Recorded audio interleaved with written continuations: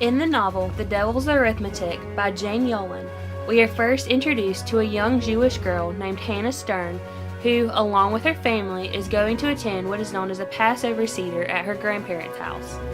A Passover Seder is simply a Jewish ritual feast that marks the beginning of the Jewish holiday of Passover. Hannah is reluctant to attend this dinner because she is tired of hearing about the past and of her Grandpa Will's experiences in the concentration camps during the Holocaust. Let's pause right here for just a second to review what we have been learning about the Holocaust the past few days in class.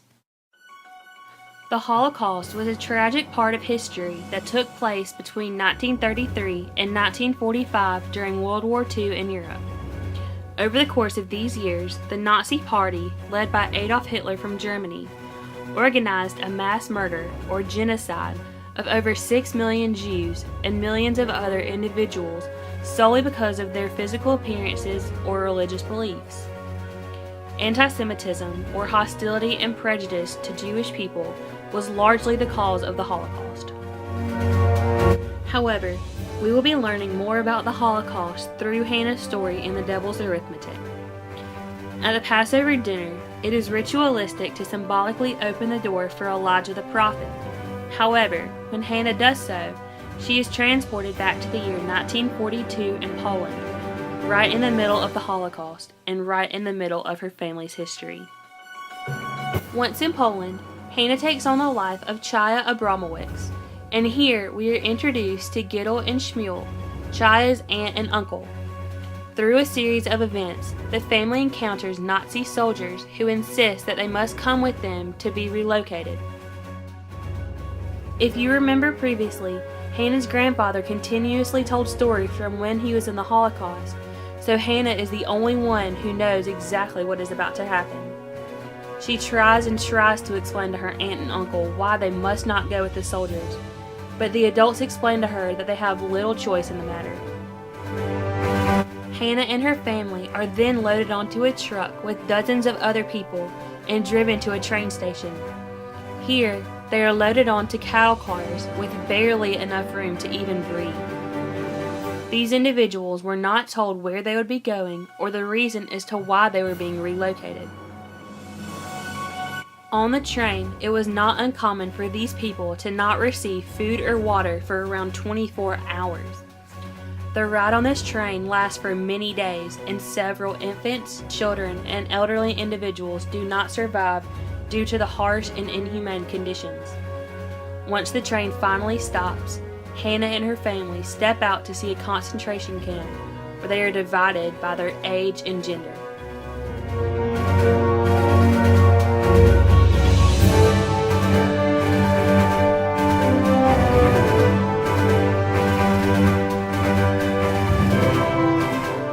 The term concentration camp describes a camp where people are confined and detained, usually under harsh conditions.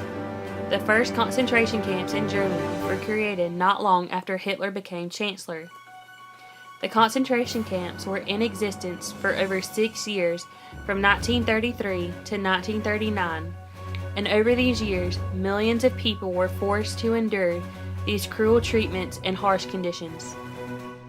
Once separated by age and gender, Hannah and the rest of the prisoners are told to shower and are given uniforms to wear. The prisoners are also assigned a serial number that will now become their identification number. This number is sewn into their uniform.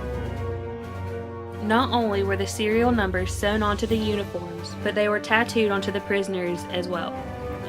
During the Holocaust, only prisoners in the Auschwitz concentration camp complex received tattoos. Auschwitz was considered the harshest of all the concentration camps. It is believed in The Devil's Arithmetic that this is the concentration camp Hannah was taken to. Along with the atrocity of having a serial number tattooed onto their bodies, Hannah and her family, along with the other individuals in the concentration camp, are forced to have their heads shaved. After all of this is said and done, Hannah and the other individuals in the concentration camp are not even fed until the very next morning, and then they are only given watery potato soup and a piece of stale bread for nourishment. This is consistent with the quality of food provided to individuals in the concentration camps over the 6 years they were in existence. Soon after arriving at the concentration camp, Hannah meets a girl about her age named Rivka, who she immediately forms a friendship with. Rivka explains to Hannah how to avoid being chosen for extermination. She tells her that the Nazi officials in the camp seek out those that are too weak to work and take them to the factory, which is another name for the gas chambers.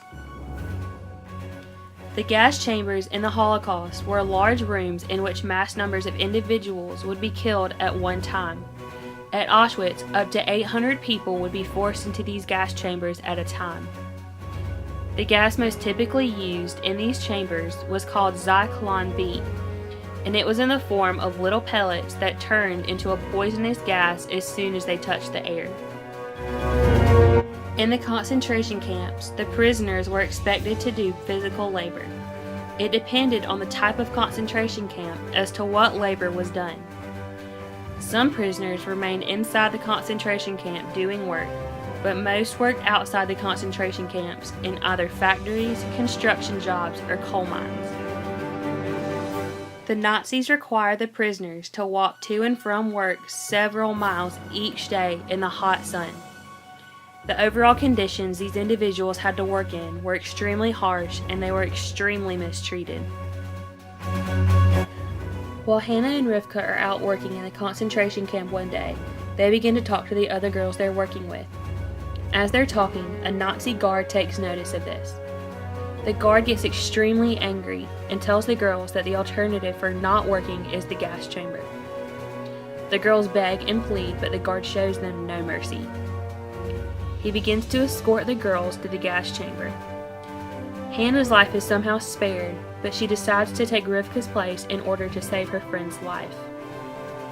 Hannah begins to walk with the other girls toward what appears to be the end of the road. She quickly tells the other girls of the way the Jewish people will endure this tragedy and eventually go on to prosper. As soon as Hannah enters the door, darkness envelops her, and she hears a familiar voice and turns around.